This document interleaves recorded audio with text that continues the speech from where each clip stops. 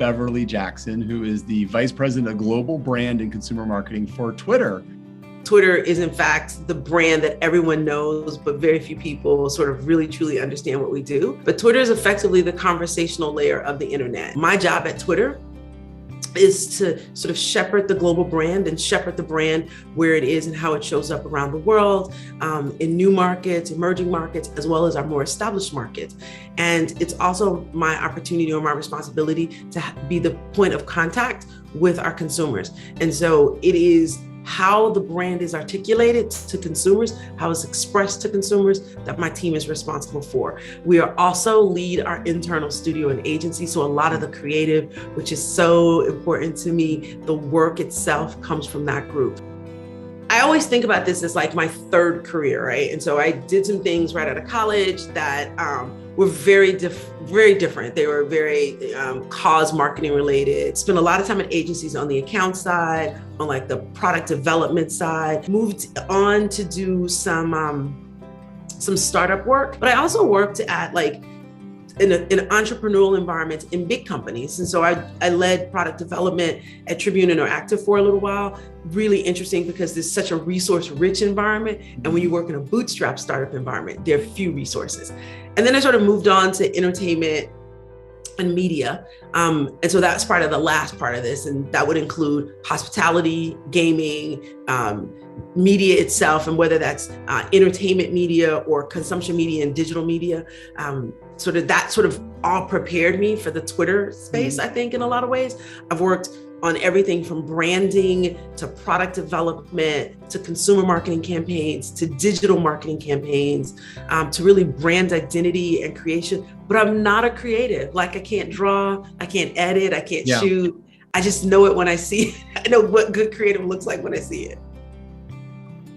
One of my bosses said to me, he goes, "It's always better if you ask a big open-ended question and just let them talk." Understanding the value of pregnant pause. And I learned that when I was doing like biz dev and some other things, but it's that idea that you listen more than you talk. And I think it's that famous sort of meme that says you have 2 ears and 1 mouth, so you should listen twice as much as you talk. Right. And so it's that idea of listening and active listening, not thinking about what you're going to say next. And then the idea of tuning your hearing so that you're able to hear voices that are not as loud as other voices. To not be afraid to try something and not be afraid to be the apprentice in the room. Many times in my career, I've not been the expert in the room. And even when I'm the leader of the team, I'm not necessarily the expert. And I'm the apprentice, which means that I'm really sort of trying to figure this out with you. And I think about one of the things that about being a good leader is your team expects you to have a strong POV, but they also expect there to be an opportunity for them to have a voice in that. I am the personality wrangler, and I like to bring lots of different eclectic people together to see what we can build together. My superpower really is about team and leadership. I am always team first. I tell my team this now, like, how do we play for the front of the jersey? Like, you never want the one person that's like just for themselves. And I will always sacrifice myself for the team, even to the detriment of my own career. Because if the team wins, we all win.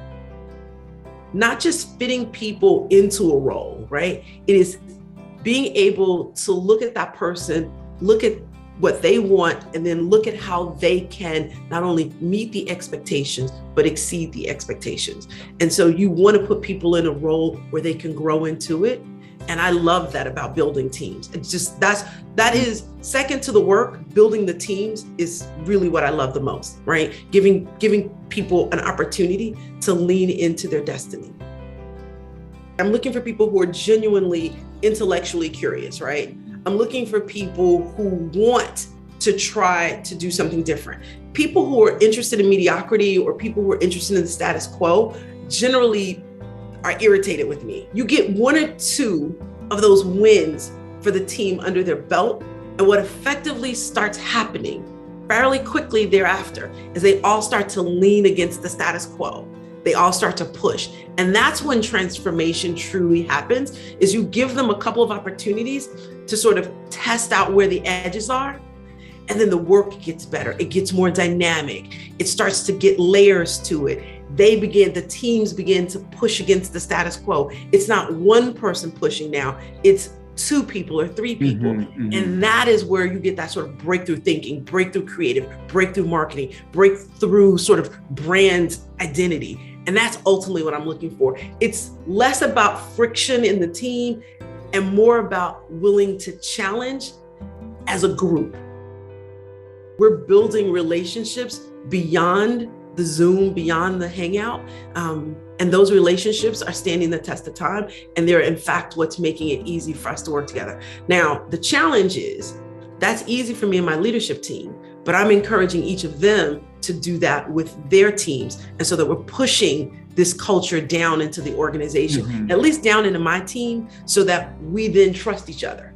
Because it's really hard, that thing that we talked about early on about like building these organizations where people are willing to take a risk and to hear the small voice and give that person space and grace to do the work.